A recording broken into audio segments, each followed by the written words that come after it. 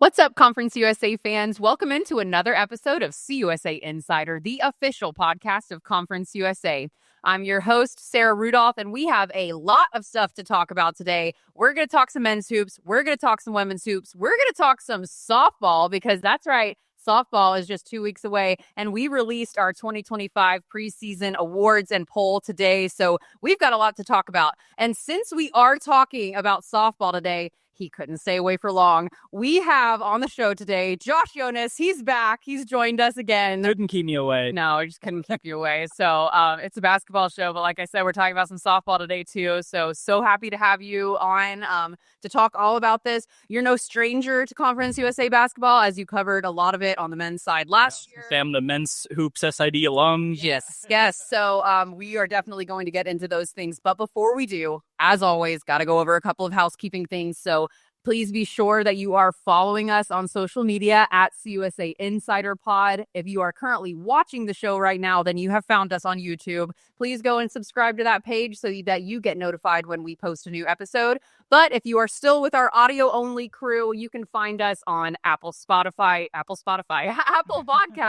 Spotify, and Amazon Music. All right, let's get into some hoops talk first. We had a great, interesting, whatever you want to call it, weekend in men's and women's basketball. I was just telling everyone before we got started, my husband asked me over the weekend, who's good in Conference USA basketball this year on the men's side? And I was like, everyone and no one all at the same time. It's very confusing to figure out who's going to be good and who's not going to be as good. And so we are going to try and figure it out here. But I can tell you this, Middle Tennessee, New Mexico State, and UTEP each sit at the top of the standings at 4-1. So that I can tell you.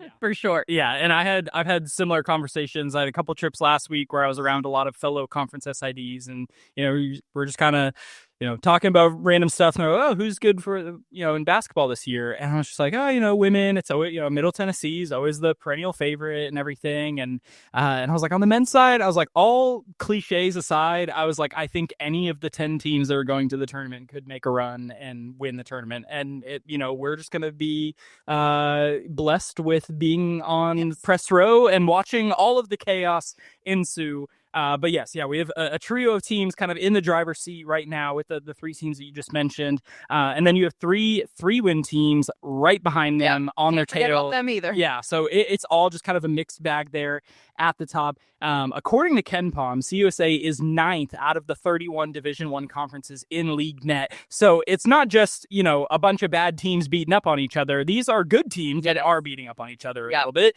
But it's for good reason, because we have a lot of really good talent, a lot of really good coaches, good teams. So who knows? Between now and then, these three teams could all finish in last place for all we know between now and March, whatever the last stage season is. Truly crazy. I mean, you look at New Mexico State, who was 7-6 before conference play started, and now they are 11-7. They lost one conference game, they've won 4. It is absolutely insane, and I love it. I mean, it's tough on us as a league to say, okay, we don't know who our front runner is. We don't know if we're going to get 2 bids because everyone's eating each other alive. But it is fun to watch. It's kind of similar to what we were talking about during football season when all of those teams cropped at the top. We're all eating each other alive, and we had no idea what was going to happen. But we have had a lot of really good games this past weekend.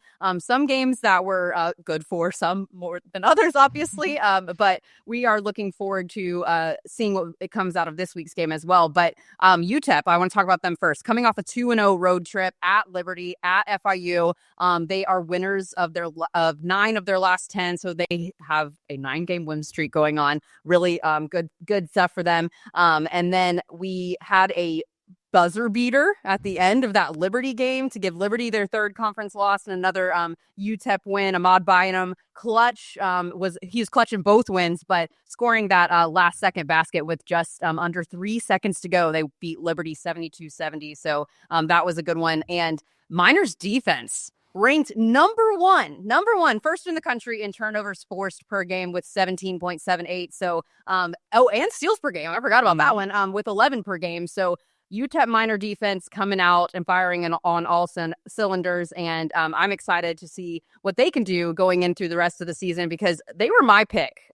this year. I thought that their roster was lining out really nicely. Their schedule was lining out nicely. They're 14-4 overall, obviously 4-1 in conference play, as we had discussed. So they're doing really good things right now. Yeah, and we'll talk about this later when we get into our softball discussion, just around the concept of coaches who win. And Joe Golding is one of those coaches. Everywhere he's gone, every season, it seems like, even if it's relatively down the year, like, he can win games. And I think, and as expected for a Joe Golding team, you talk about some of those defensive statistics, that is his bread and butter. He wants his team to play tenacious defense. He wants you to kind of keep you on your toes, force a lot of mishaps.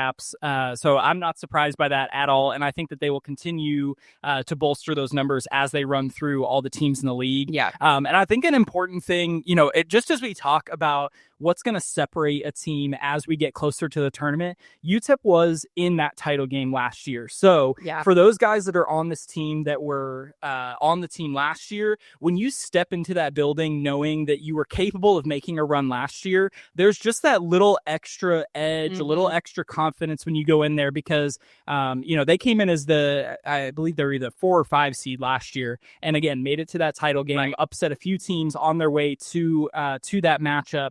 So again, they knew they were capable of it then. So no matter what seed they end up getting in the tournament, they know that they're capable of doing it again under Joe Golding. But right up the road, out there in the borderlands, New Mexico State doing some incredible things in year 2 under Jason Hooten, another coach that I've worked with in the past when I was at the Southland Conference and he was back at Sam Houston, and another coach who just knows how to win. And there were a lot of struggles in year 1, but I knew it was not going to take him long to right the ship out there in Las Cruces and get this team back to the winning ways. Right there at the top of the conference right now, beating some of the big dogs in the league. Yep, a lot. Oh, yeah.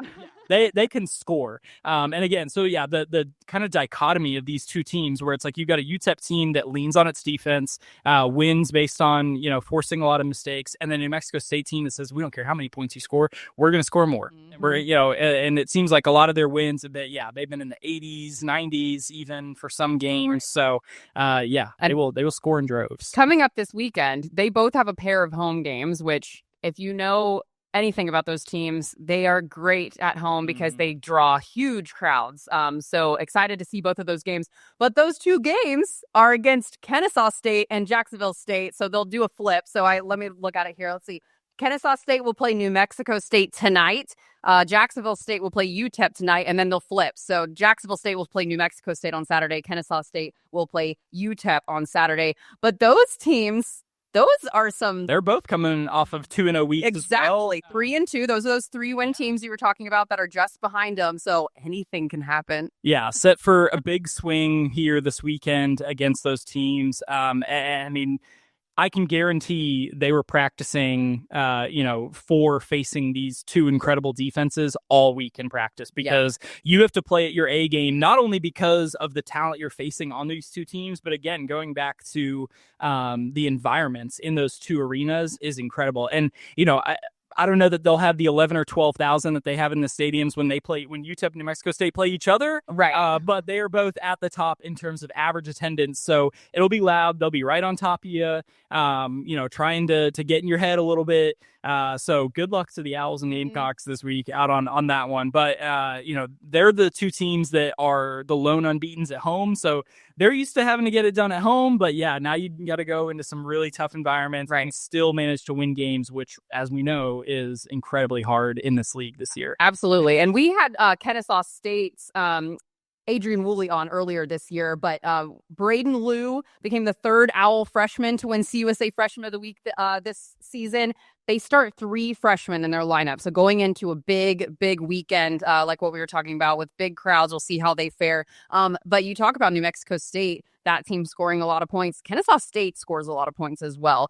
Those freshmen, I'm pretty sure all 3 of them are averaging 15 plus points per game. I know that Braden Liu averages 18 points, averaged 18 points in their last 2 games. And I know Adrian Woolley is doing incredible things, 20 plus points per game. And then Jerron Pierre Jr. for Jacksonville State, he is the league leader in scoring with 21.6 points per game, ranking him 4th nationally. So you talk about scoring a lot of points. Those teams can surely get it done. So we'll have to see what they do against New Mexico State and UTEP this weekend. I usually pick 2 games to watch. There's 4 for you. And then we still have some other really good ones that are going to be out there as well. Louisiana Tech's playing middle. Louisiana Tech is playing WKU, I think, as well. So those are 2 other games that are going to be huge ones to watch as well. Yeah, I mean, Louisiana Tech, it's 2 opportunities to play on linear television. Hosting WKU in middle. So they'll be on CBS Sports Network tonight at 6 p.m. Central, on ESPNU on Saturday at 5:30 p.m. Central. But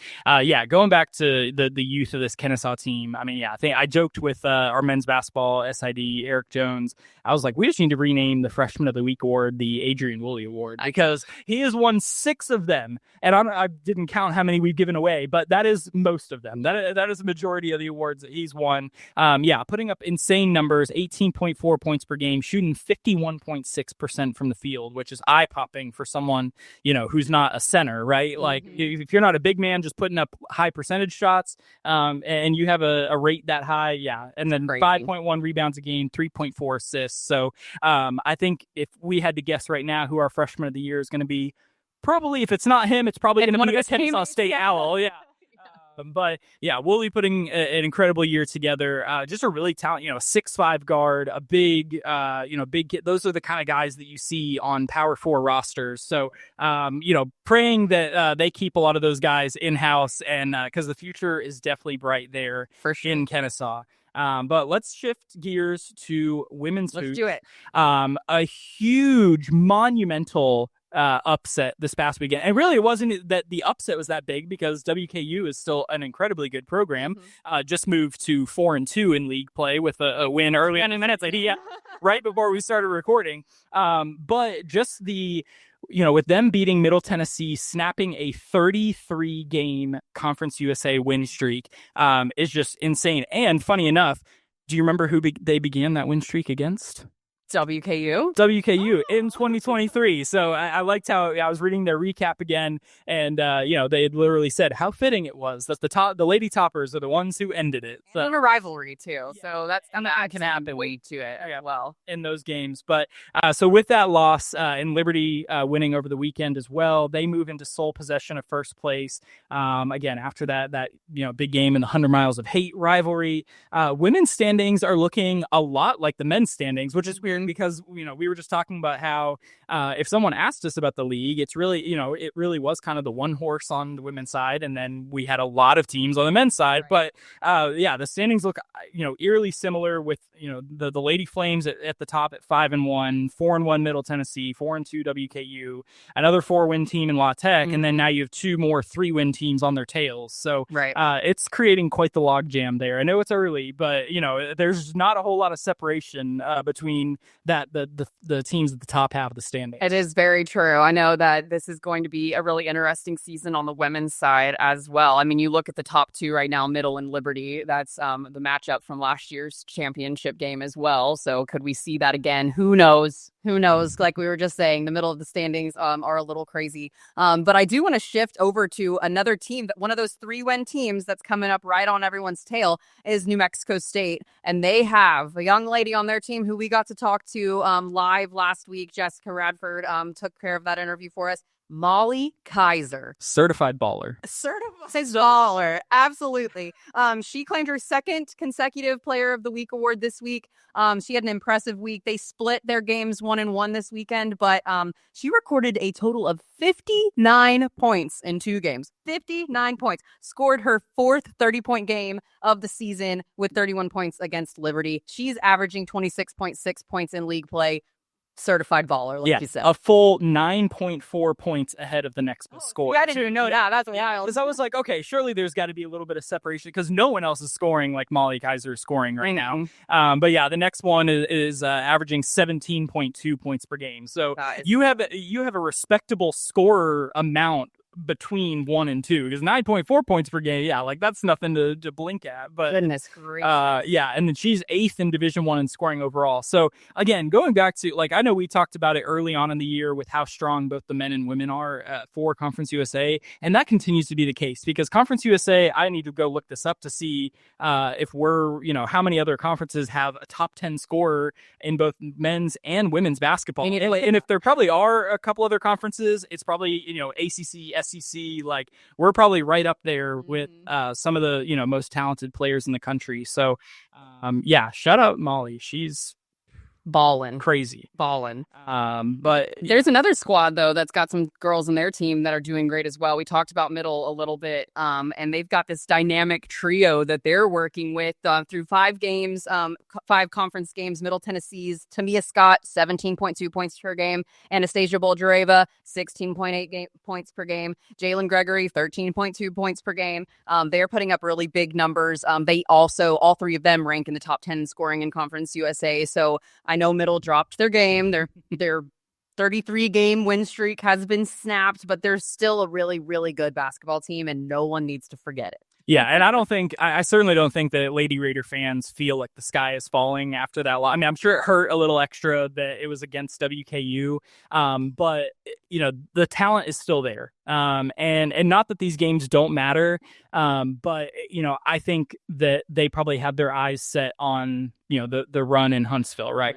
And lifting that trophy again, because that's ultimately at our level is you want to punch your ticket and get in that field as easily as possible. You don't want, even for a team like them, you don't want to leave it up to the committee to be deciding between you and a Power 4 team, right, or anything like that. So yeah. Take it easy, Lady Raider fans. I think it'll be just fine. And I'll just kind of take a weird, plug here personally. Like, I'm a big Celtics fan, and Celtics have been kind of struggling this year. And Dane's giving me a ring of right. I'm not freaking out. I'm just saying they are struggling this year. That is a fact compared to last year. But again, it's then you look at the stats and the talent is all still there, right? Like, they're still top of the metrics, and so it's kind of like, okay, we're just focused on the playoffs. We'll make our run when we need to make our run. I think that's how Middle Tennessee feels. Even being, again, they're still in second place. I think that's fine, right? But the mighty have not really fallen. It's just gonna be okay. I can't wait to see our comment section coming in hot. It's going to be all of Gaines burners just, trashing you. Well, we've got a couple of really, really good games coming up again this weekend on the women's side as well. I think one that you look at is Louisiana Tech has 2 games this weekend, one at WKU on Thursday. Oh, that they already played. That is starting to happen. This is very confusing because that game literally ended right before we started recording. So WKU notched a win against Louisiana Tech, which did a little bit of a standing shift. They're now a half game ahead of Louisiana Tech, but now Louisiana Tech goes into Middle Tennessee on Saturday. Can they pull off an upset? I don't know, but Louisiana Tech has a very, very good freshman. We talked about some Kennesaw State freshmen already, but Paris Bradley, she's claimed her 4th consecutive CUSA Freshman of the Week award, averaged 16.5 points and 5.5 rebounds per game in her last 2 contests, and she's leading the Lady Texters led the Lady Texters to a 2-0 week over Kennesaw and Jacksonville State. So they've got some good people on their roster as well. They start a lot of freshmen. There's a lot of similarities actually between Louisiana Tech on the women's side and Kennesaw State on the men's side. So those are my 2 games to watch this weekend. And then we talked about New Mexico State, Molly Kaiser, and all the things that she is doing with that team. They are sitting there with 3 wins, but they're going into 2 games this weekend that are very winnable for them at Jacksonville State and at Kennesaw State. So we'll have to see if they can put 2 more in the win column there and possibly put themselves towards the top of the standings as well. Yeah, for sure. And again, going back to our conversation about Huntsville, they were a team that, they were in the semifinals last year. They were right in the mix, potentially pulling off an upset, getting to that title game. So I think just as you have more experience, Molly was there. I think just having that loss in your head from the last time you were in that building, is going to kind of fire you up a little bit more. So yeah, I'm excited for Huntsville. If you can't tell, it's gonna be good. Yeah, it's gonna be. There's gonna be some wild basketball. I was about to say, if you like surprises, okay, I love surprises. If you like surprises, come to Huntsville because you have no idea what's going to happen there on any given day in any given game. Tickets are on sale if you want to plug that. conferenceusa.com/Rocket City Hoops. So you can go purchase your tickets there. But we will have to wait quite some time to figure out how standings and seating is going to be determined there. But that's all I have on basketball. Are you good on basketball? I'm good. Are you ready to talk some softball? Yeah, let's talk some softball. Okay. We have a very special guest. I'm excited about this one. Me too.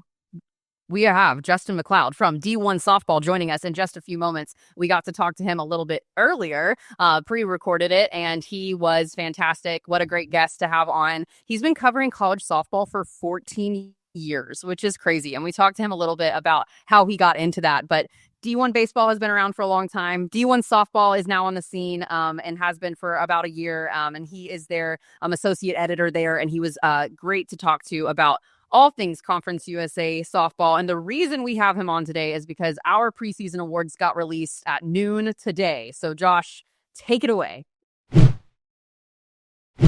All right, everybody. Joining us today, we have a very special guest. I know we've been talking a lot of hoops around here, but softball season is just around the corner. If you missed it, we released our preseason poll and our preseason players of the year and our preseason all-conference team today. So we have a very special guest joining us here on CUSA Insider. Justin McLeod, associate editor of D1 Softball, is joining Josh and I today, and we are so excited to have you, Justin. Thanks for being on the show. I'm pumped to be here. I'm excited to talk some softball. Season's almost here. Super exciting stuff. Oh, yeah. Yeah, right around the corner. And, just to kind of highlight, like Sarah mentioned, our release that came out a little bit ago, Liberty, the preseason favorite after capturing the regular season and tournament titles last year in year one in the league. Lady Flames led by preseason player of the year, Rachel Rupi, preseason pitcher of the year, Elena Escobar, 4 selections to the preseason all-conference team, the most of any team in the conference. And then also, I think a big thing, and I'd mentioned this to Justin when we were kind of talking about this interview, preseason all-conference team has 7 returning first-team all-conference honorees. So our teams are loaded with returning talent this year. We've got a lot of intriguing new faces coming into the league as well. So we'll kind of start right here at the top with Liberty. And like I just said, when you talk about the mix of returning talent and some of the new faces, I think Liberty is kind of one, the epitome of that. When you look at the core that they're bringing back, some of the transfers they have coming in. So Justin, what are you expecting from the Lady Flames in year 2 in CUSA? Well, I mean, I go back to that regional final in Athens last year where Liberty won win and they're in the supers. And I think that tells you where Liberty is as a program. And I think the thing for me was a little more pitching depth and they're there. And I look at this group of returners and you've got a Kaylin Yoder who's got a year of experience under. You mentioned Escobar, the preseason pitcher of the year. It just how well she thrived and flourished last year. I really like Liberty. I like where they are. We know what kind of program Liberty is. Cough, cough, they win a lot. But I really like where Liberty is. You mentioned the transfers. I look to it like a Savannah Woodard, the transfer from Alabama a couple of years ago, finally healthy. I really like how the Flames shape up this year. I think they've got good pitching depth, good offensive depth. I can't find a whole lot to say this is a problem. I think it's just one of those things where with the combination of their got veteran coaches, we know what Dot Richardson, again, she wins. But I really like the veterans on the field, the fact that they have that experience of that run last year, also leaving them a little hungry, not quite finishing the job. I really like where Liberty is this year. Well, I mean, you mentioned, 4 of their last 5 years have actually ended in the regional final. So what do they have to do this year to get over the hump? I know you've been watching college softball and covering college softball for a long time. Like you said, Liberty wins, Dot Richardson wins, but they haven't seemed to be able to get to the biggest games. So how do they get over the hump and get out of those regional finals this year? I think the biggest piece is pitching depth. I think it always comes back to the pitching. I think if you have a little better pitching depth in that regional last year, I think we're probably talking about Liberty finishing their season in the Supers or the World Series last year. I think pitching's always going to be, the old adage, pitching and defense wins ball games. Pitching still wins ball games. But I think pitching depth, especially in a regional, when you have how many games in the course of a weekend, you've got at least one, usually a couple high-powered opponents. I think it all comes down to the pitching depth. And I like their pitching depth. Last year, I think a little bit of, banged up, a little bit of inexperience kind of hit them. But again, with what they're bringing back and what they've brought in, I think they've got a shot. I think all this is going to come down to the pitching. Let's talk about some other teams that maybe will contend for a CUSA title this year. We'll start with New Mexico State, picked third in the preseason poll, got the only remaining first place vote that Liberty didn't get. They kind of maybe surprised some people in year one in Conference USA. They were one of the last three teams standing at the tournament, kind of fell short of getting to that championship game, but they bring a lot of power back between Desiree Spearman, last year's Player of the Year, Devin Elam. But the Aggies, we going back to your comments on how important pitching is, that was where they kind of lacked a lot of consistency last year when Desiree wasn't pitching and wasn't in the circle. So do you think they have enough this year with, some of the pieces they brought in, on both sides to make a run? Oh, I absolutely do. I think New Mexico State probably is my biggest sleeper team in the conference this year. We know what they can do on the offense, and they've been doing it for a long time. Honestly, I really like watching the balls just fly in the New Mexico air. It's one of my favorite things. So we know how hard they hit. They hit a lot of home runs and always have. But I really think their pitching could be their secret weapon this year. You have Spearman. We know what she's made of. We saw her as a freshman. You bring in Aragon from UTEP. Kind of knows the conference already, which I think is a strength. And she was consistent. She was solid. So you bring her in now. She complements Spearman. And oh, by the way, you go and get Taryn Bennett from Hampton, who was solid as well on a Hampton team that didn't have a ton of success. And that always stands out to me when an individual player kind of outperforms their team a little bit. I actually think New Mexico State's pitching could be one of be their underrated strength and be one of their greatest strengths this year. I actually think it's got a real shot of having some good success in the circle. If they can get those three and what else they have in the pen put together, I actually think we could be talking about a New Mexico State team that pitched their way to something and just scored a bunch of runs besides. Like, I don't think that's crazy. Yeah, not New Mexico State air is definitely no joke. I think Dane, our producer, who was there with me at the softball championship, can attest to this. And I just think back to that first game in the championship for them, walk-off home run by Jillian Taylor. That ball goes up in the air. Everyone in the ballpark, including Jillian, probably thinks that that's a routine fly ball that's caught in front of the track. And that thing carries and carries and carries. And then all of a sudden, she's celebrating at home plate. I mean, it is insane how much the ball can just take off out there. Yeah. I love watching games New Mexico, Arizona. It's one of my favorite things because the ball, you tap it and it just goes. It just goes.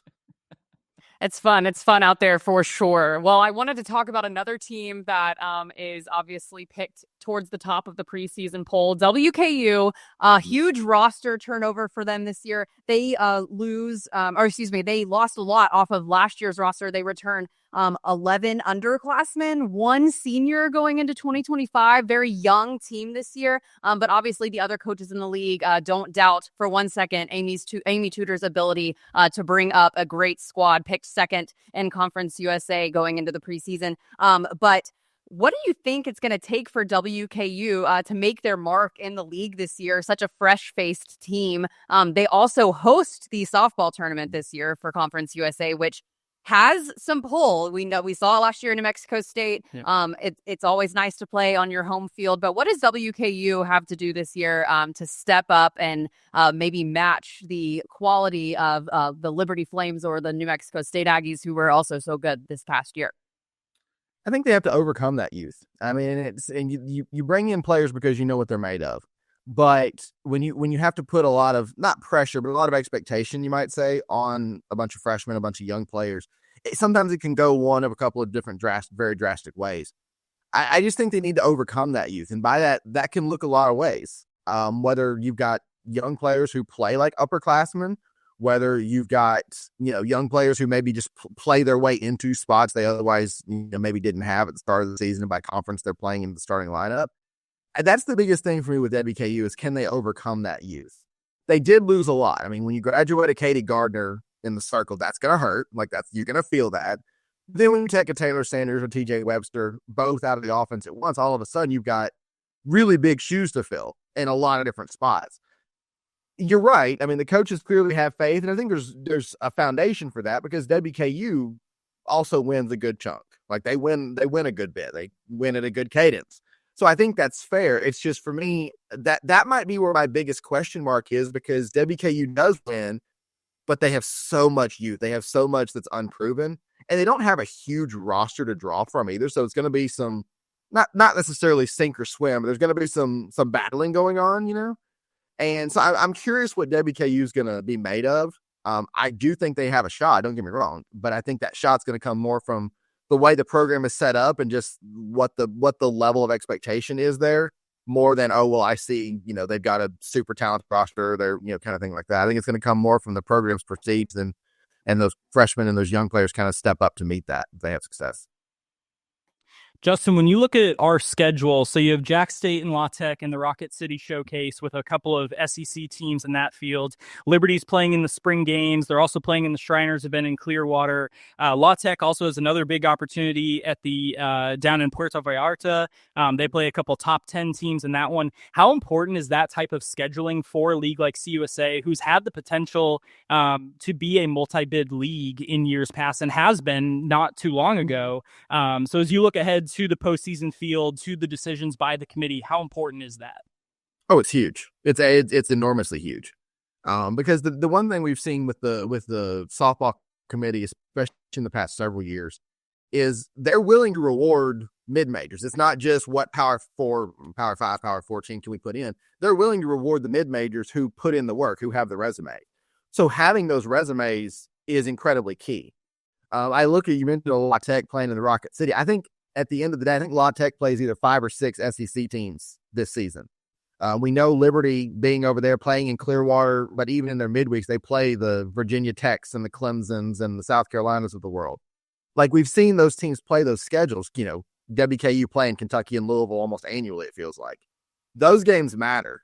And they play a big difference, especially when you pick up, like even if you just have 2 or 3 wins over those teams, what that does for your RPI, but also what that does for your resume when it comes to the postseason, it's incredibly huge. And I like the fact that CUSA teams are willing to play those schedules.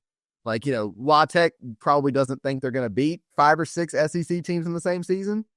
But if you play them, and especially if you get accustomed to, that level and, the speed of the pitching and whatever else, you know what? Your odds get better every time you play another one.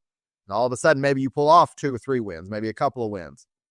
Well, that sets you up really well for the postseason. That kind of scheduling is incredibly key, and I really like what some CUSA teams have done with it this year. Sometimes you got to be willing to take a knock on the chin to set yourself up for the knockout punch around later. And I think there's quite a few CUSA teams who have done that. I think it's good for them. I think it's good for the conference as a whole. Yeah, I love that. I love the way you put that. Well, Justin, I have another question for you. So you said New Mexico State, you think that might be your sleeper team. Are there any other teams in the league that you think are either going to make a huge improvement from what they did last year, or who you might consider a sleeper team for maybe not winning the conference championship, but making a big long run deep into the conference championship? So I'll mention La Tech, and I think if La Tech can get some pitching behind Allie Floyd, get a couple freshmen, maybe step up, get a little consistency on the offense, I think they actually have the talent and the skill set to get there. I really like what Josh Taylor's done down there since he got there. Like, it was an overnight turnaround. And if they can get that consistency on the offense, maybe a second arm in the circle, I think they've got a real shot at making a run. And I'll throw out here FIU as well. I think they've got some talent on the roster. I really like, I think I mentioned Bailey Grossenbacher in my preseason CUSA preview at D1. But I also know Mike Larrabee knows how to coach a softball team. He knows stuff. But now you've also got an FIU team that's playing for Larrabee with his health issues. Like, you cannot underestimate that. When a coach is popular with his team, when he's got them turned around after a few years, you can't underestimate the level and the value and the importance of playing for that coach. So I think FIU's got a little bit, I think they've got the talent to do it, don't get me wrong, but I think they've got a little bit of an X factor there too. Now they've got their, wearing the ability to honor their coach on their sleeve. And I think too, I was looking up Mike Meyer's resume yesterday, just in light of that news. And I mean, the two of them have worked together for decades. They have a ton of experience working together. So I think if there's anybody who knows how Mike would want that team to be coached and who I think the team can rally around because of his familiarity in the locker room, I think he's the perfect guy to really help them capitalize on the season. So, and obviously our prayers go out to the program, to Mike, as he can, begins this battle. And, obviously it's something very personal to me. Lost my dad and grandfather both to cancer. So cancer sucks, man. And it's tough, but, definitely feel for that team right now. I was curious if you were going to mention the Panthers. They might have been. They were my sleeper team, for sure. Going into it. Well, Justin, I do want to ask you some questions. Just since we have you on, we're here to talk Conference USA softball, but I'm so curious about you and how you got into writing and covering college softball. Obviously, D1 softball, a little bit newer. People have known D1 baseball for years. Finally, D1 softball has its space. It's been around for about a year now. But you've been covering college softball for like 14 or 15 years before now. So how did you get into it, and why do you love this sport so much? So it's actually funny because the answer to the first part of that leads right into the answer to the second part of that. So I was a newspaper guy. I'm still a newspaper guy at heart. Don't get me wrong. But at a certain point in time, it was okay. I just needed to find something else. I loved the writing. I loved the telling the stories and all that, but I needed a different outlet. I needed some things to look different. And I just honestly, randomly, I'm like, okay, these are the boxes I want to check. I want a sport that I can concentrate on. I want a sport that I enjoy. Softball was the other thing that checked all those boxes. And this was back 2012, 2013. So we're talking a hot minute ago. And I was like, it's sink or swim. Like, maybe it doesn't work, but let me try it. And turned out it was a market that had just not been tapped into. That I didn't start with just a love for college softball. Like, I enjoyed the game. I enjoyed watching the game, that kind of stuff. I covered it, high schools, and I was doing the paper and all that kind of stuff. But in it a year, maybe 2 years. And the one thing I realized was the people in this sport, I'm going to say they're like no other. Granted, I'm not in any other college sports. I could be wrong about that. I just don't think I am. The people in this sport are like no other. And the one thing, getting to tell some of the stories I've gotten to tell, I've had coaches and players who have let me tell some deeply personal stories about, we were just talking about cancer sucking. I had one coach who had a gene that almost could lead to a significant increase in the chance of having cancer, and the battle she went through to prevent that. And she opened up to me, and I got to tell that story. And I have players who I get to tell all kinds of great stories. I had one player who actually took a year off from college softball to go be deployed in the National Guard for a year, and then was going to come back and play. Like, those are the kind of stories that you just don't realize how incredible they are until you're the one tasked with telling them. But the trust of people in the sport of softball, almost right away, to be able to let me tell those stories and to see the people in the sport, that's what's kept me going. I mean, this is season 14. This is year 2 for me at D1. That's the best part of this job. And that's the thing through all of the, COVID and all that kind of stuff. Some of the stories that I got to tell through that. I travel a lot, and sometimes I luck into stories. I'm not even going to lie. But that's absolutely the best part of it, is just getting to tell somebody's story. And just the way people in this sport are, it's the best part. Yeah, and I'll echo a lot of that. I mean, it's one sport that's really been special to me just since I got my start in college athletics. I did it way back when I was over at North Texas. And yeah, some of my best memories, just working memories, are, those bus trips of just talking to some of these girls and learning their stories and learning about their families and what makes them tick and what fuels them to be incredible Division I softball players. And, now still getting the chance to cover it has been awesome, and getting to see, some of the stories that we have in this league. So the incredible coaches we have in this league. We didn't even really talk about it going through our teams, but, another team that can be an intriguing one this year is Jack State. Mm-hmm. And the first year not under Jana McGinnis since I think before before any of us were born, it feels like. Her name was already on the stadium. I mean, she is such a pillar in the city of Jacksonville. But again, yeah, just such an awesome sport.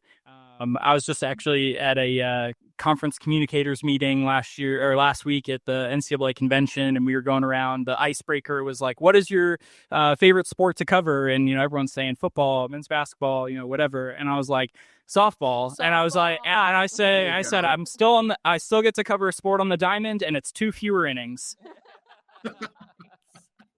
But, and obviously selfishly, that's more on the SID side. But no, I mean, just going back to what you said, it's just such an incredible sport. It's so fun. I love that championship is one of my favorite championships to watch, and just seeing the emotion. So, yeah, I'll get off my soapbox now. That's all right. That's what we're here for. Well, Justin, we really appreciate everything that you do for the sport of softball. Coverage has been awesome with D1Softball now. And so go follow D1Softball on all social media if you get the chance. Justin is there, the keyboard warrior in a good way for college softball. And we're excited to see how our Conference USA teams do this year. I think we're going to fare pretty well. We're a decent softball conference, people. So I'm excited to see maybe we can grab that second bid again this year. And 2025 coming in hot, just a week away, 2 weeks away. 2 weeks. Yeah. Ooh. February 6th. It's crazy. Yeah. So we're excited, Justin. Thanks so much for joining us. Appreciate you guys. It was fun.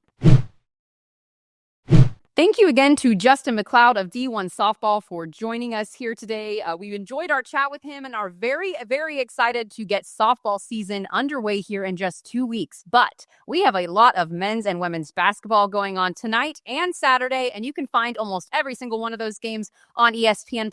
But there are 2 matchups I want to make you aware of that are on linear television. Both men's Louisiana Tech games will be on linear television this week. Tonight's game is WKU at Louisiana Tech. That game is at 6 p.m. Central Time on CBS Sports Network. And then on Saturday at 5:30 p.m. Central Time, you can catch Middle Tennessee at Louisiana Tech on ESPNU. All right, everybody, that is pretty much it that I have for today, but I want to make sure that you are following us and liking us and doing all the things you can to give us engagement on social media. Go find us at CUSA Insider Pod on X and Instagram. Make sure you're subscribed to Conference USA on YouTube so that you never miss a new video episode of the podcast. But if you are still audio only, we want to welcome you in as well, but make sure you're subscribed so you never miss a new episode. You can find us on Apple Podcasts, Spotify, and Amazon Music. And if you ever want to reach out to us, you can actually do so via email at cusainsider@conferenceusa.com. I check those email addresses personally, so make sure you reach out to us and let us know if you have anything that you would like us to cover on the show. All right, everyone, that is all for today. You are listening to CUSA Insider, the official podcast of Conference USA. I'm Sarah Rudolph, signing off.